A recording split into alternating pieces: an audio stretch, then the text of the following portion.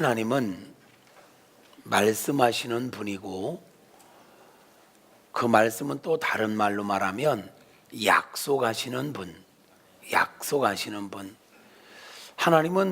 하나님께서 약속하신 것을 반드시 지키시는 분이십니다. 아브라함을 부르시고 아브라함에게 내가 지시하는 땅으로 가라. 그러면 내가 너로 하여금 큰 민족을 이루게 하겠다. 그리고 이 땅, 이 가나안 땅을 내가 네 자녀 후손들에게 기업으로 주겠다. 이렇게 약속을 하셨습니다. 그리고 그 약속을 지키시기 위해서 하나님은 한결같은 모습으로 이스라엘 백성들을 품으셨고, 이 아브라함과 그의 후손들 이스라엘 백성들을 품으셨고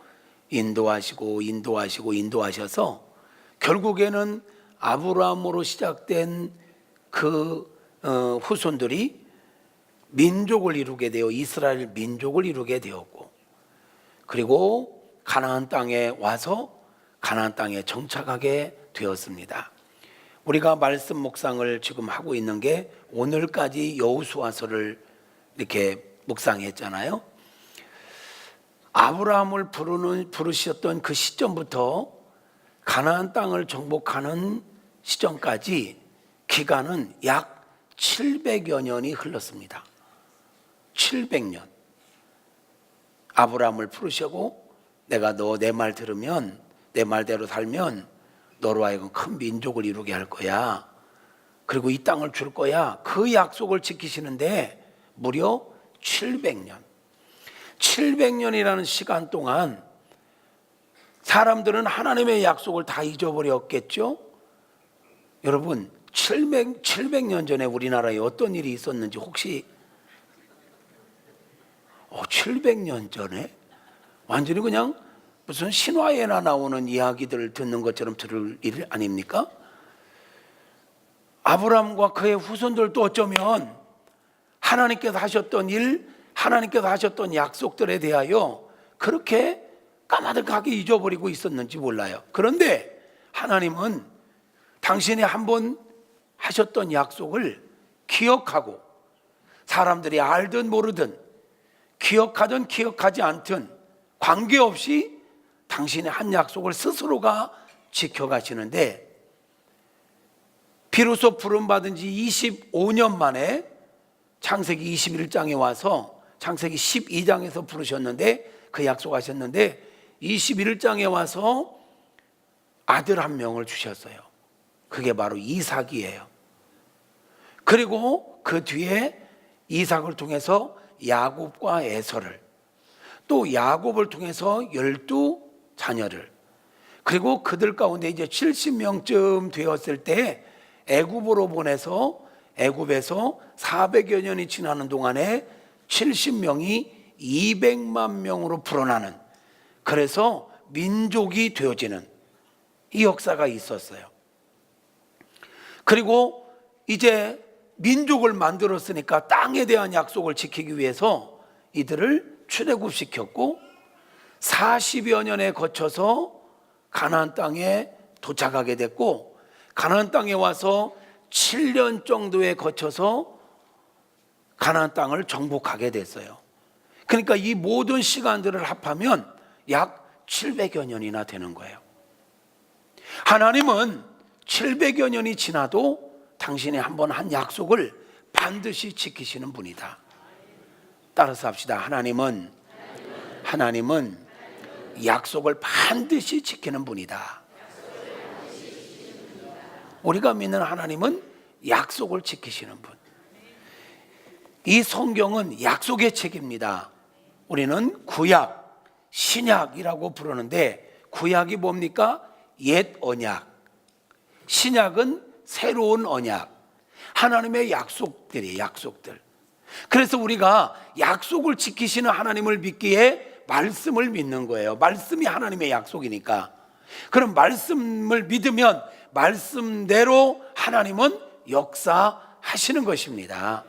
그러므로 여러분, 말씀을 잘 알고 말씀을 믿으십시오. 그러면 하나님은 반드시 가장 정확한 때에 이 약속들을 우리 삶 속에 성취하실 것입니다. 우리는 내 기분을 따르는 사람들이 아니에요. 감정을 믿는 사람들이 아니에요. 세상 풍조를 믿는 사람들이 아니에요. 하나님의 약속의 말씀을 믿는 사람들이에요. 본문으로 돌아가 볼까요? 하나님께서 아브라함을 부르신 지 25년 만에 21장 1절을 보면 여호와께서 말씀하신 대로 사라를 돌보셨고 여호와께서 말씀하신 대로 사라에게 행하셨더라 하면서 이삭을 허락하시는 장면이 나와요. 그리고 오늘 본문으로 택한 8절에 보니까 이삭이 태어난 지 3년 정도 사라가 이삭을 젖먹이어서 키웠어요. 젖대는 날 그랬어요. 3년 정도 젖을 먹이고 젖을 떼는 날에 큰 잔치를 베풀었대요. 왜 젖대는 날에 잔치를 베풀었을까? 보니까 몇 가지 이유가 있는데요. 첫째는 이삭이 태어난 것은 아브람과 사라의 능력으로 태어난 게 아니에요. 이미 이삭이 태어날 때 나이가 아브람의 나이가 100세예요. 사라는 90세예요. 여러분 100세, 90세 된 분들이 아기 낳을 수 있을까요? 인간의 능력으로는 불가능해. 근데 하나님께서 그들을 통해서 낳게 하셨어요. 그래서 젖대는 날에 봐라, 하나님께서 약속하신 대로 우리에게 상속자를 주셨다 하면서 하나님의 영광을 드러내며 잔치를 벌인 거예요. 또 하나는 이 이삭은 이제 아브라함을 이어서 하나님의 구속 역사를 이끌어갈 주자예요. 그래서 여기에서 이 잔치를 통해서 세대 교체가 되고 있음을 암시하고 있는 거예요.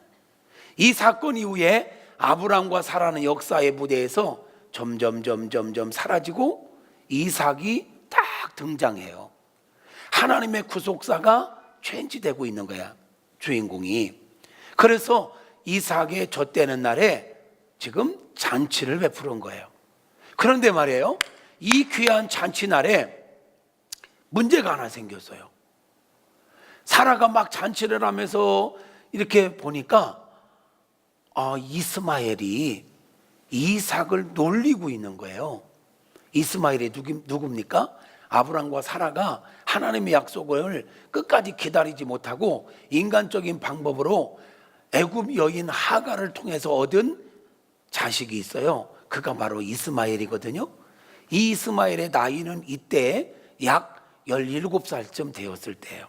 그러니까 17살 먹은 이스마엘이 3살 먹은 이삭을 놀렸다. 옛날 개역 성경에서는 이 부분을 뭐라고 표현하고 있냐면 희롱했다라고 표현하고 있어요. 단순하게 장난친 게 아니에요. 단순하게 어린 동생을 데리고 이스마엘이 장난친 사건이 아니에요. 사라가 이스마엘을 보니까 이건 장난치는 수준이 아니야. 이스마엘의 눈에 이삭을 바라보는 눈이 이게 보통 눈이 아니야. 시기심, 질투심, 미움, 속에 악한 것이 그대로 묻어나는 눈빛으로 그를 보면서 희롱하고 비웃고 막 이러고 있는 거예요. 그러자 사라가 아브라함에게 여보 저 악한 여인 하갈과 이스마엘을 내쫓아야 돼요. 내쫓으세요. 이렇게 얘기를 해요. 그랬더니 아브라함이 고민을 하는 거예요. 왜? 어쨌든 그도 자기 자식이잖아. 이스마엘도 자기 자식이잖아요. 그러니까 막 고민을 하고 있었어요. 그때는 하나님께서 아브라함에게 나타나셔가지고 아브라함아, 너 고민하지 말고 네 아내의 말대로 하갈과 이스마엘을 네 집에서 쫓아내라, 이렇게 말씀을 하세요. 그러니까 아브라함이 예 알겠습니다. 그리고는 하갈과 이스마엘을 멀리 내보냅니다. 그러나 하나님은 약속하세요. 아브라함아, 이들을 내쫓는다고 해서 너무 걱정하지 마. 이들은 이들대로 내가 책임져 줄 거야. 단 이 집안에서 하갈과 이스마엘이 함께 있는 것은 아닌 것 같다. 왜냐하면 하갈과 이스마엘이 여기 있으면 하나님 구속 역사의 주인공으로 준비되어야 할 이삭에게 아주 위협적인 존재가 되는 거예요. 이삭이 이제 3살밖에 안 됐고 하나님의 사람으로 하나님의 비전을 이루어갈 구속사의 주인공으로 잘 자라서 준비되어야 하는데 옆에 이스마엘이 있고 하갈이 있으면 언제 어떤 모습으로 해코지할지를 모르는 거예요. 위협적인 존재예요. 그래서 내쫓으라는 거예요. 왜 하나님께서 이 하갈과 이스마엘을 이렇게 내쫓도록 했는가? 하갈은요, 어쩌면 자기 위치를 잃어버리고 자기 본분을 잃어버리고 욕심을 냈던 여인이에요. 욕심. 상황은 여러분 이해하시죠? 그래서 이 아브람과 하갈 사이에서 자녀가 태어나도요, 그 자녀는 사실은 자기 자식이지만 아브람과 사라의 자식이 될 수밖에 없거든요. 근데 사라가요, 16장 3절에 보면, 16장 4절에 보면 하갈이 자기가 임신하자마자 자기 여주인을 멸시합니다. 말씀 한번 볼까요? 시작. 아브람이 하갈과 동침하였더니 하갈이 임신하매 그가 자기의 임신함을 알고 그 여주인을 멸시하였더라. 이거 자기 신분을 잃어버린 거야. 자기 본분을 잃어버린 거야.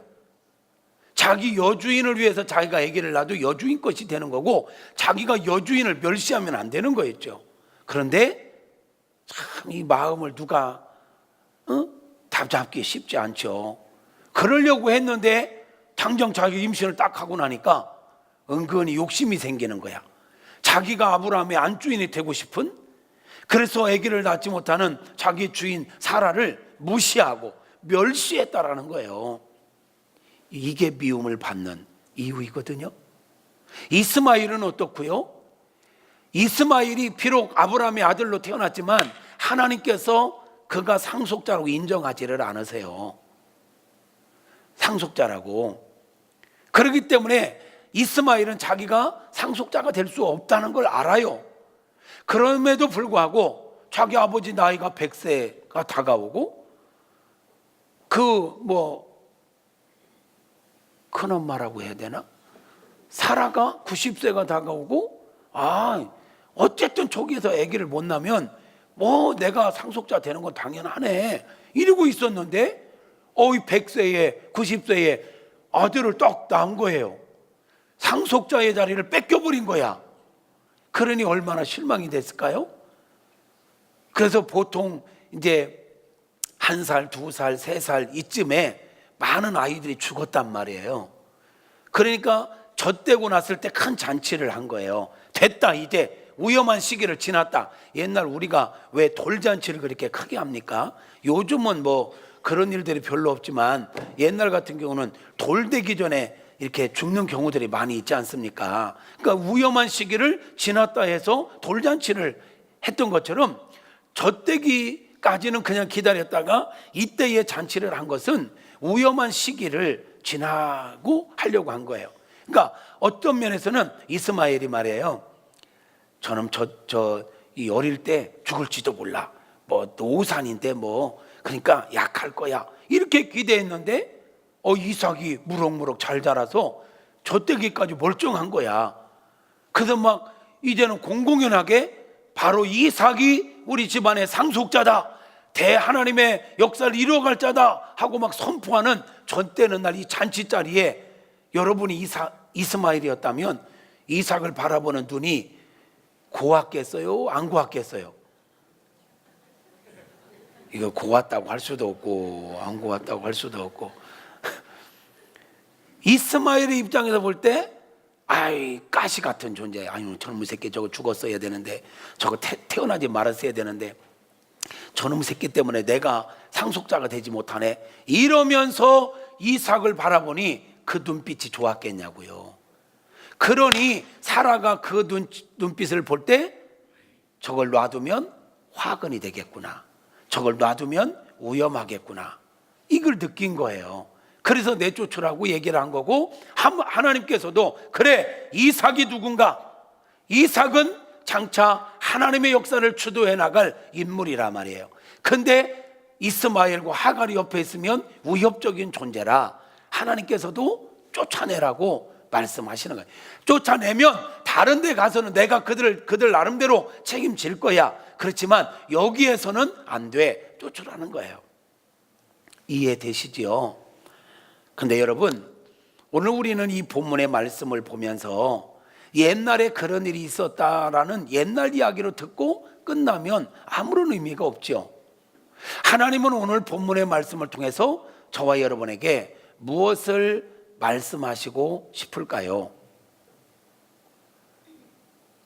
아브라함에게 하갈과 이스마엘을 쫓아내라 하셨던 하나님은 오늘 이 시간 저와 여러분에게 동일하게 우리 안에 있는, 우리 내면에 자리 잡고 있는 하갈과 이스마엘적 요소들을 쫓아내라고 말씀하고 있는 겁니다.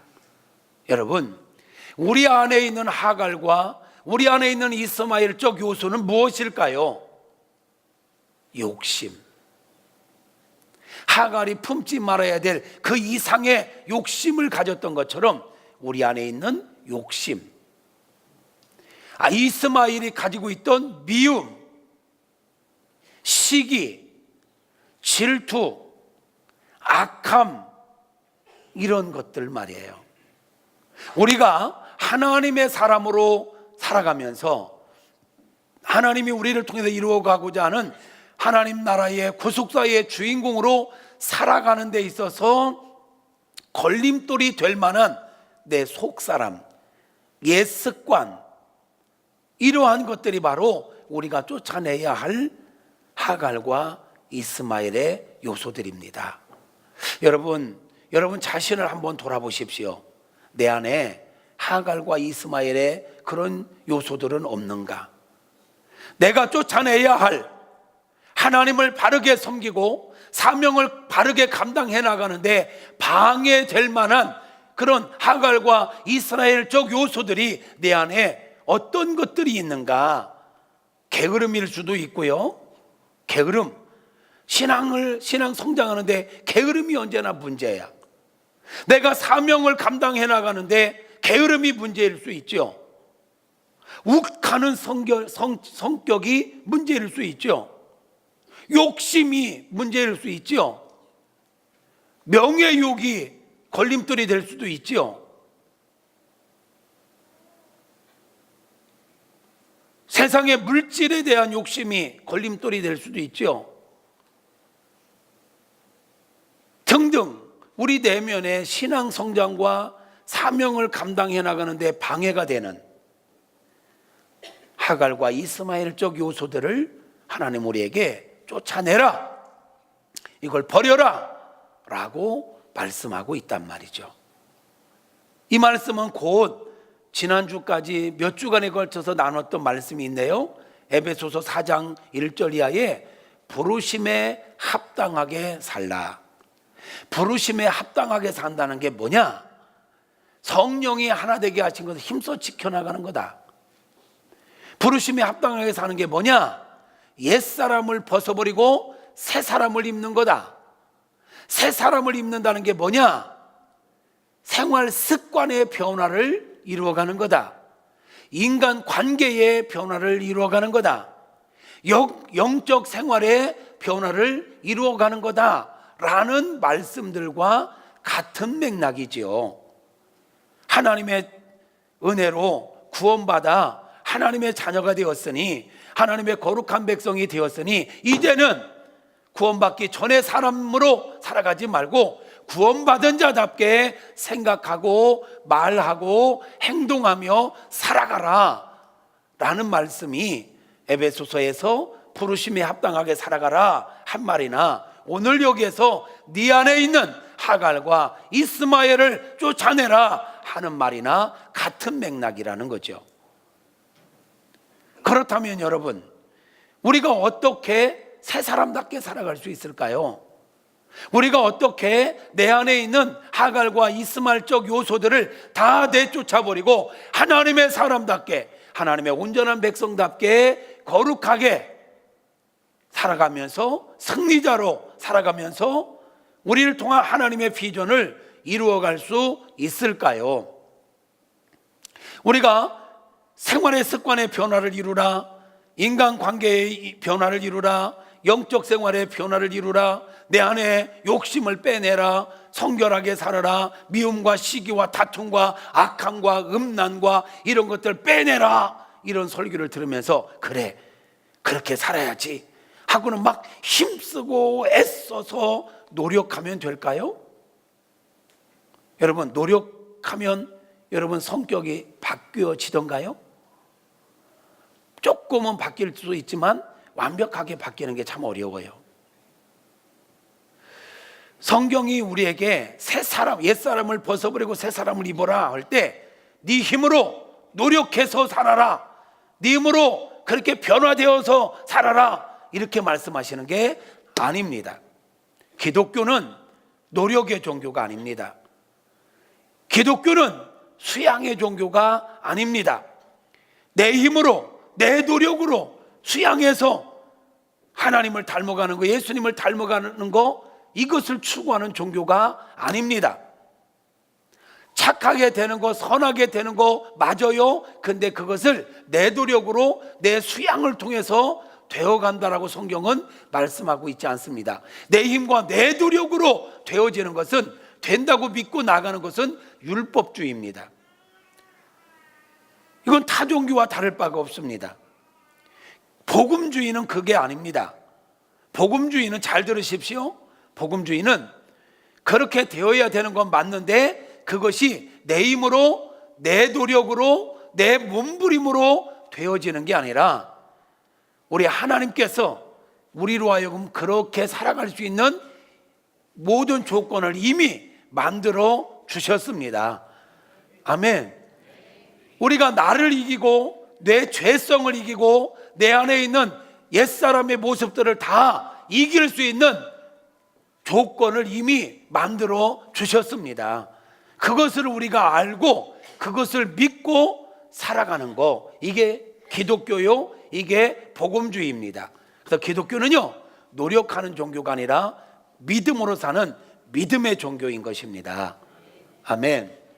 따라서 합시다. 기독교는 더 크게, 기독교는 노력의 종교가 아니라 믿음의 종교다. 믿음의 종교다. 무엇을 믿어야 된다는 말인가? 내 안에 일어나는 욕심, 못된 성격, 옛날에 가졌던 습관들, 이것들을 어떻게 해결할 수 있는가? 어떻게 내 안에 하갈과 이스마엘을 내쫓을 수 있는가? 그걸 내쫓는 것과 믿는 것과는 어떤 상관관계가 있느냐 말이에요. 그걸 노력하지 않고 어떻게 이겨나갈 수 있단 말인가? 그것을 로마서 6장에서는 세 단어로 우리에게 교훈하고 있어요. 오늘 이 세 단어를 여러분 잘 들어야 우리가 믿음으로 살아가는, 복음주의로 살아가는 믿음의 사람이 될 것입니다. 로마서 6장에서 우리에게 교훈하고 있는 세 가지 단어가 있는데, 첫째는 이겁니다. 알라. 뭐라고요? 뭐라고요? 무엇을 알란 말인가? 여러분, 우리가 내 안에 있는 하갈과 이스마엘적 요소들을 내쫓고 새 사람답게 살려면 노력으로 되는 게 아니라 먼저 알아야 된대요. 뭘 알아야 된다는 거예요? 예수님, 잘 들으셔야 됩니다. 예수님께서 십자가에 못 박혀 죽으신 것은 단순히 내 죄의 문제를 해결하기 위해서만 죽으신 것은 아니에요.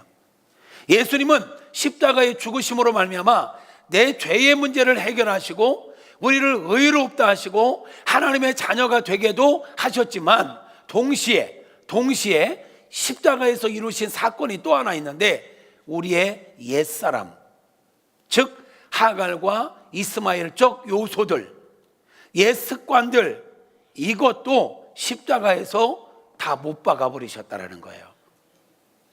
아멘. 예수님의 십자가 사건은 내 죄의 문제만을 해결하신 게 아니라 내 옛사람의 모습, 내 자아, 내 고집, 내 못난, 못된 이런 성격, 이런 것까지도 다 십자가에 못 박아버렸다라는 거, 그것을 알라는 거예요. 아멘입니까? 자, 로마서 6장 3절에 이렇게 말씀하네요. 시작. 무릇 그리스도 예수와 합하여 세례를 받은 우리는, 거기까지. 예수와 합하여 세례를 받았다는 것은 또 다른 말로 말하면 예수님을 믿는 것을 말하는 거예요. 예수님을 믿는다는 것은 예수님과 연합하는 걸 말하거든요. 예수님과 연합하여 함께 세례를 받았다, 함께 하나가 되었다 이 말이에요. 그러면 함께 예수와 합하여 세례를 받은 우리는 어떤 상태가 됐느냐? 그의 죽으심과 합한 것이 된 거예요. 예수를 믿는다는 것은 우리도 십자가에 같이 예수님과 함께 죽었다라는 거야. 이해되세요? 다시 읽어볼까요? 무릇, 시작. 무릇 그리스도 예수와 합하여 세례를 받은 우리는 그의 죽으심과 합하여 세례를 받은 줄을 알지 못하느냐?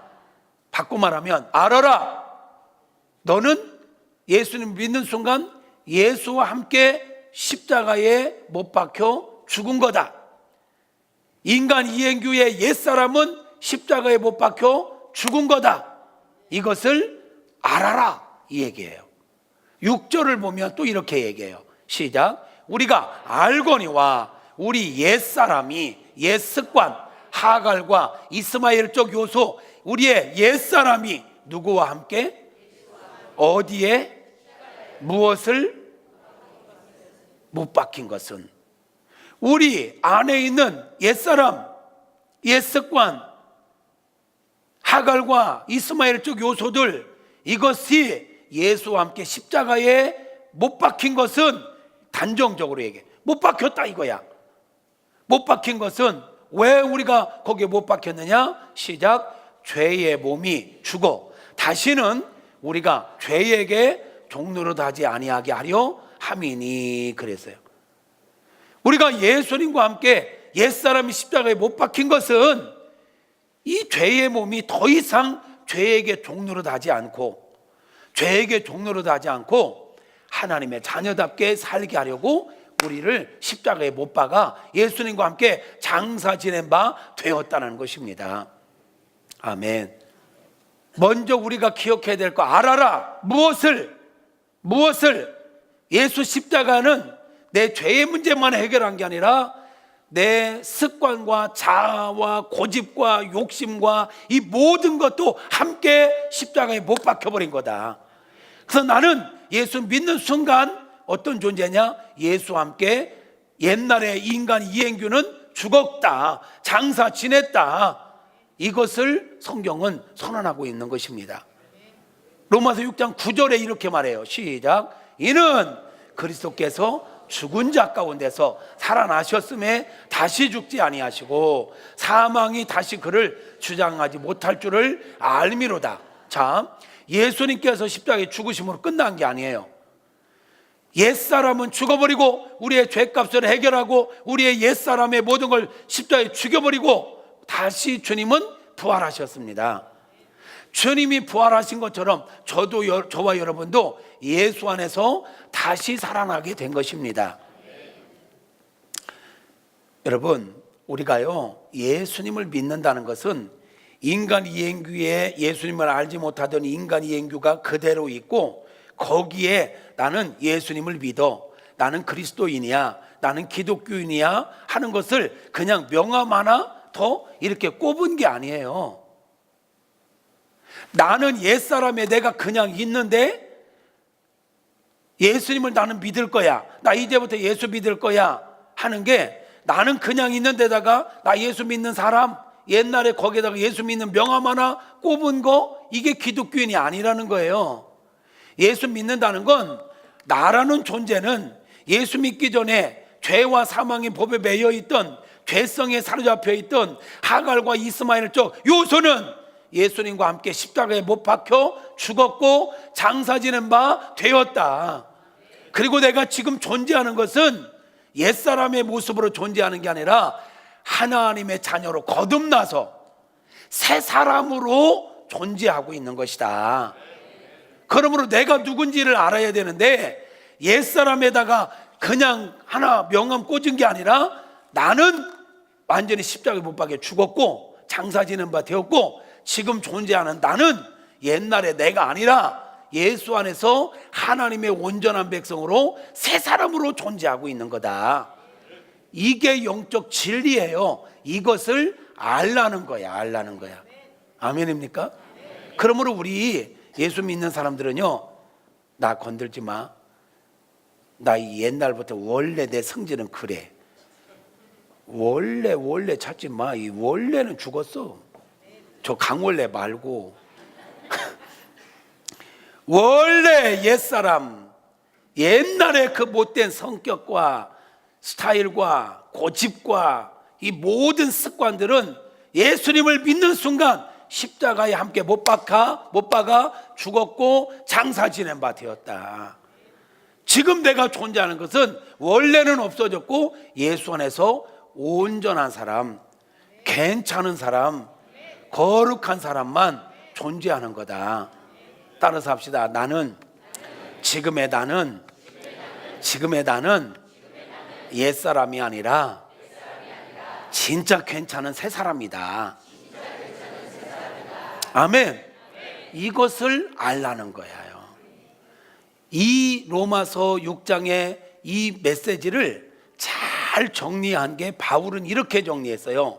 갈라디아서 2장 20절 같이요. 시작. 내가 그리스도와 함께 십자가에 못 박혔나니 그런즉 이제는 내가 사는 것이 아니요 오직 내 안에 그리스도께서 사시는 것이라. 이제 내가 육체 가운데 사는 것은 나를 사랑하사 나를 위하여 자기 자신을 버리신 하나님의 아들을 믿는 믿음 안에서 사는 것이라.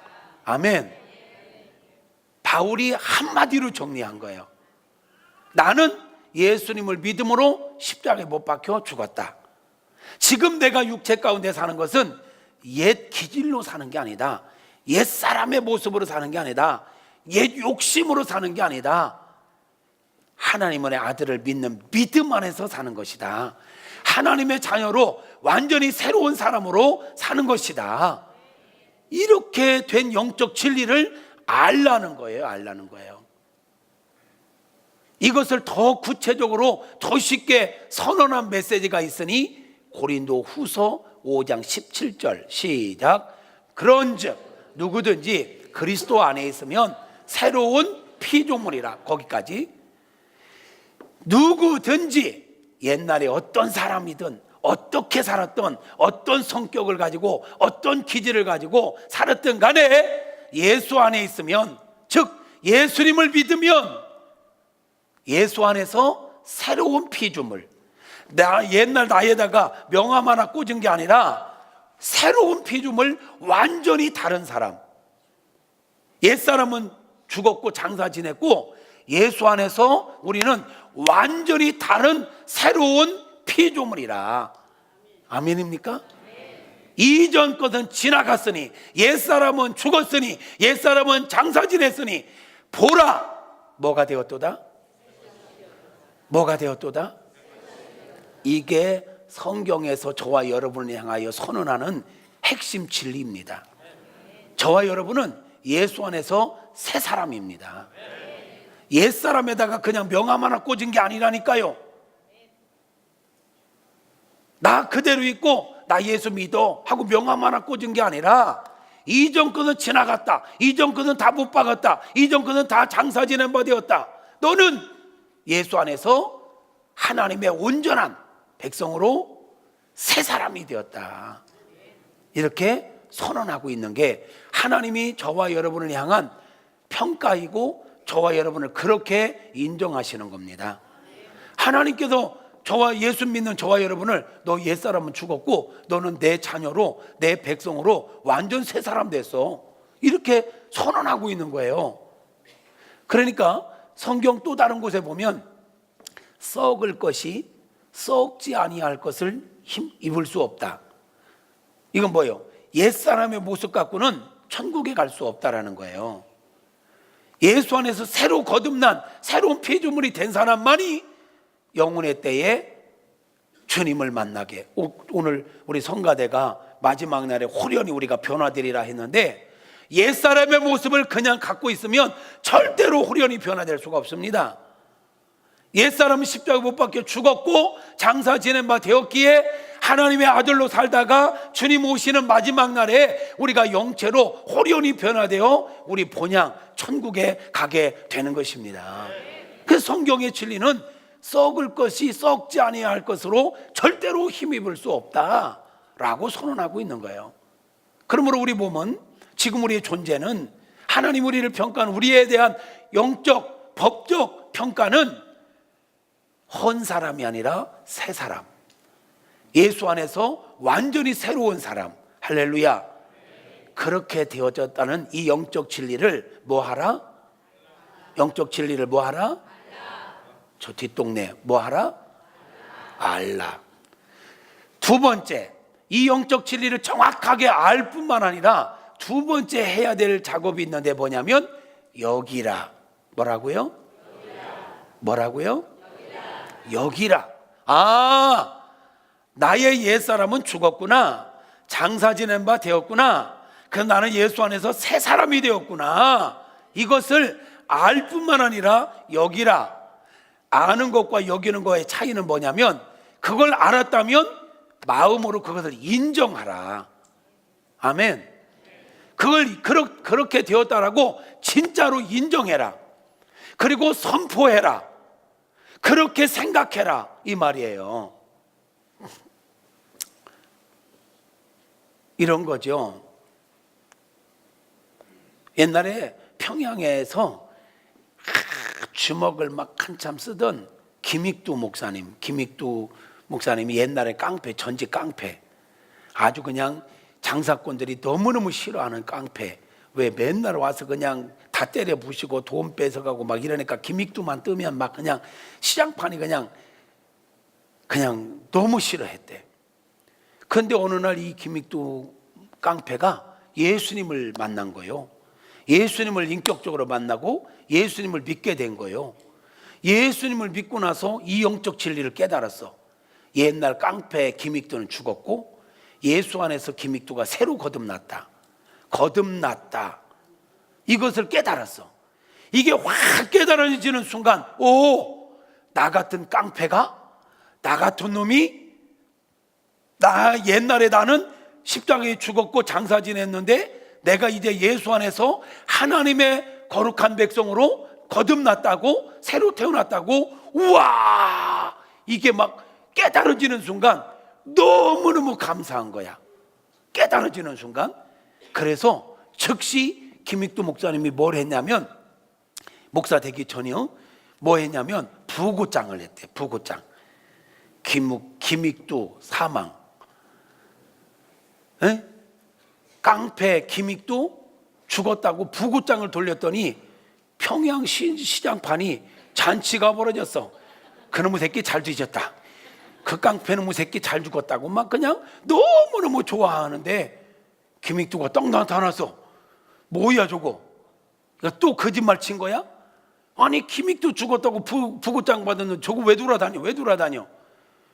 그 사람들이 막 수군대고 막 설설설 피하는데, 보니까 옛날에 김익두의 눈빛이 아니야. 눈빛이 바뀌었어. 옛날에 그 막 레이저가 막 나오던 눈빛이 아니라 온화해졌고 뭔가 달라졌어. 그러니까 이야기인즉 옛날에 깡패 김익두는 죽고 예수 안에 나는 새 사람 됐습니다. 예수 안에 새 사람 됐습니다. 이러고 다니는 거예요. 이게 인정하는 거예요.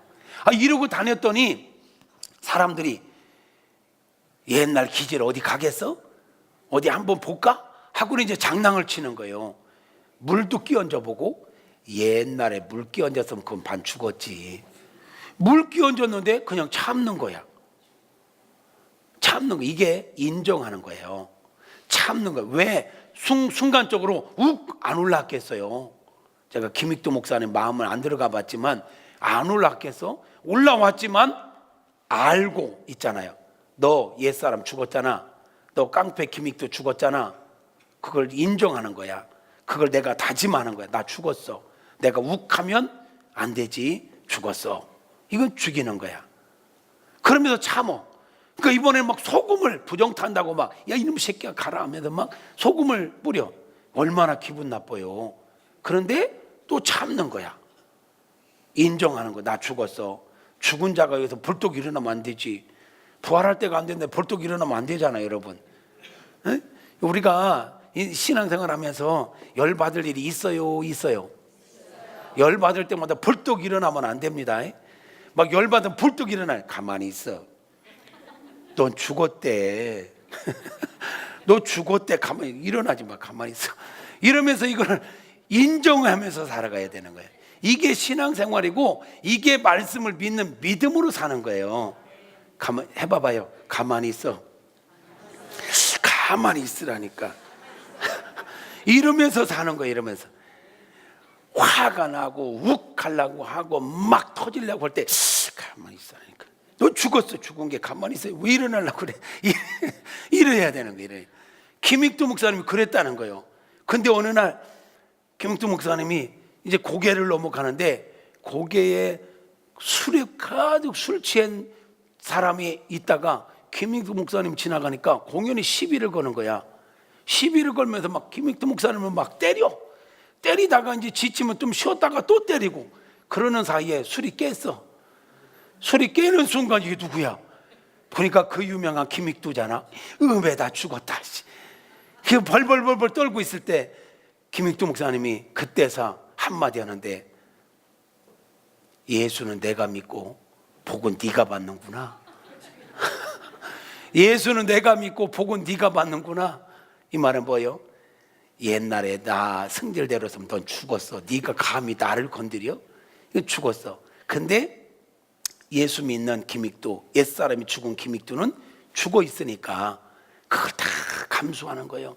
억울하지만 아프지만 반항하지 않고 들레지 않고 예수님이 마치 그러셨던 것처럼 스데반 집사가 돌에 맞아 죽어가면서도 주여 저들의 죄를 용서하옵소서. 저들이 하는 짓이 죄인 줄 모르고 저러나이다. 그러면서 그들을 용서할 수 있었던 건 나는 죽었고 옛사람은 죽었고 예수 안에서 내가 새 사람 되었다.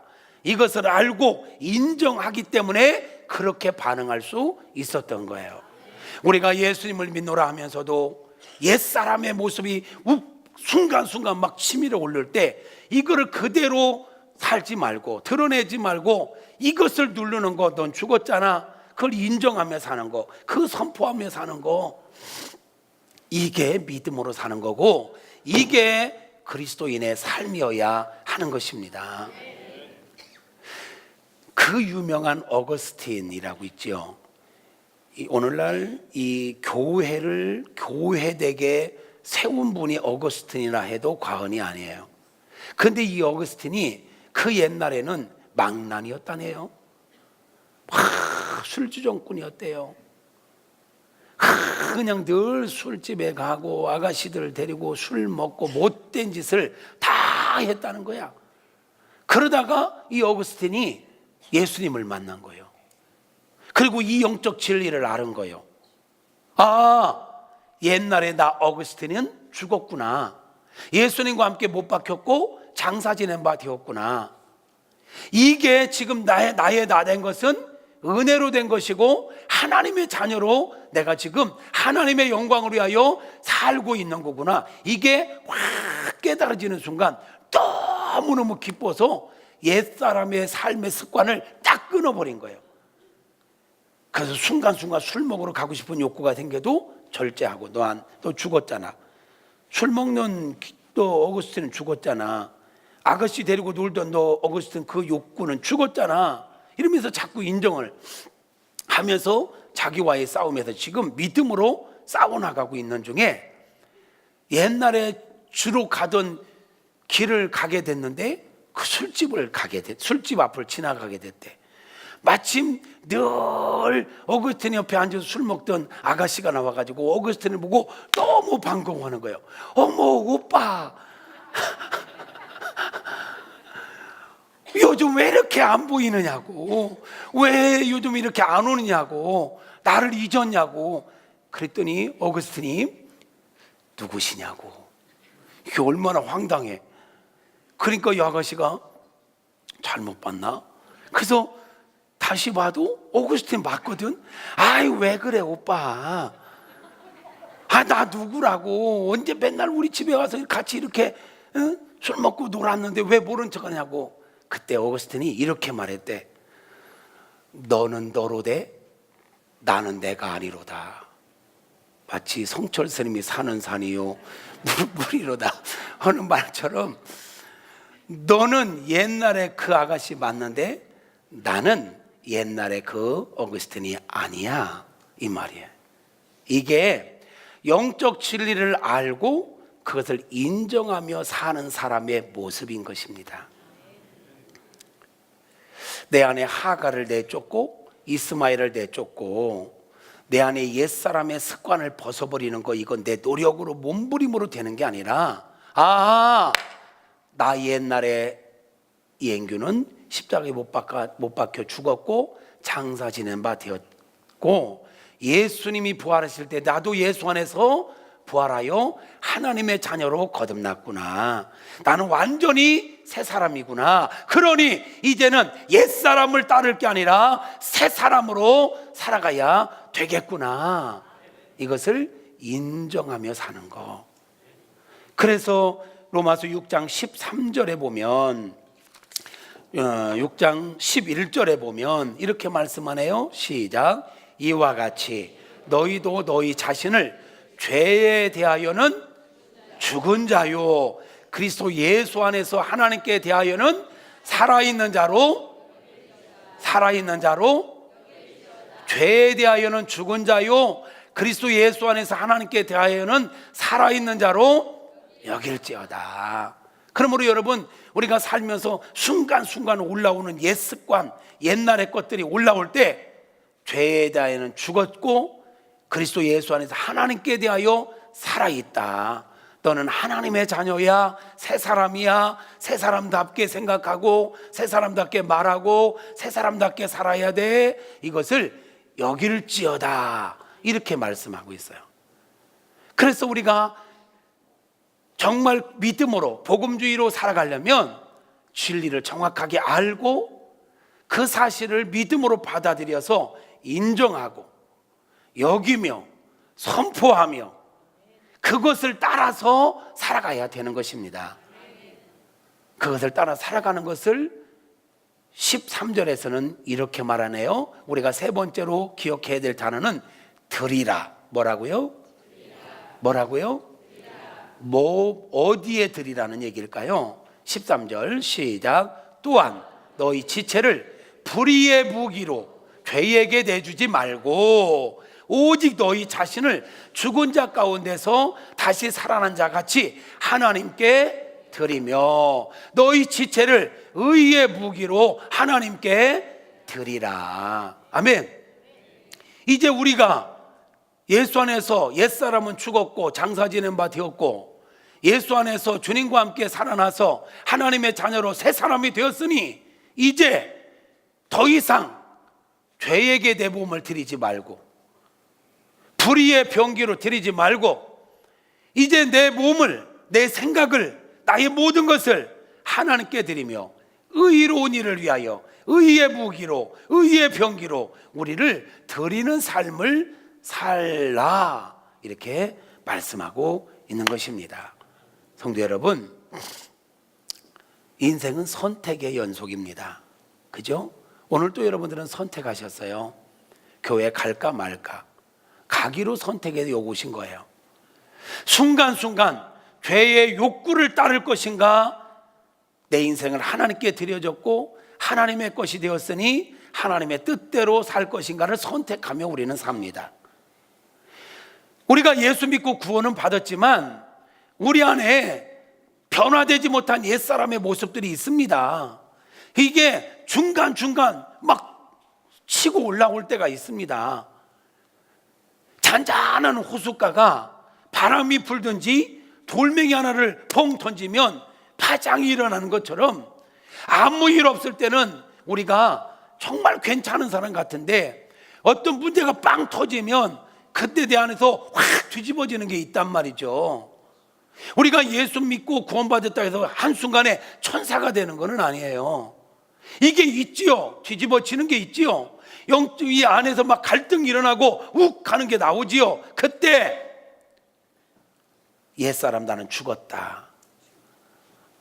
그러므로 나는 내가 죽었다는 사실, 예수 안에서 새 사람이 됐다는 사실을 받아들이고 인정하고, 나는 이게 일어나지만 이 죄를 따를 게 아니라, 죄의 무기로 나를 드릴 게 아니라, 거기에 나를 빼앗길 게 아니라, 그것을 선택할 게 아니라 나는 하나님께 의의 무기로 나를 드려야 돼. 그래서 옛날의 습관을 쫓아서 선택하지 말고 옛날 성질 그대로 팍 발표하지 말고 알고 여기면서 의의 무기로 나를 드려야지, 바른 선택을 해야지 하면서 바른 선택을 하며 사는 것, 이걸 보고 우리는 믿음으로 산다고 하는 것입니다. 여러분은 지금까지 신앙생활하면서 알고 여기고 드리며 하나님께 인생을 드리며 사셨습니까? 그냥 순간순간 감정 따라서, 기분 따라서, 옛날 습관 따라서, 그러면서 또 합리화를 시킵니다. 사람이 천사가 아닌데 화나면 화내야지 성경 어디가 화나면 그냥 화내라 그랬나요? 알고 여기고 하나님께 의의 무기로 드리라고 말씀했지. 이게 믿음으로 사는 거예요. 이게 믿음으로 사는 거예요. 그런데요, 놀라운 건 이것을 영적 진리를 알고 그렇게 인정하면서 바른 선택을 하기 시작하면 힘들어지는 게 아니라, 처음에는 좀 어색할지 모르지만 성령께서 도와주셔서, 성령께서 강력하게 우리를 사로잡아서 나를 이기게 하시고 환경을 이기게 하시고 승리자로 살게 하신다라는 것입니다. 이게 로마서예요. 로마서 7장에 보면요, 오호라 나는 곤고한 자로다.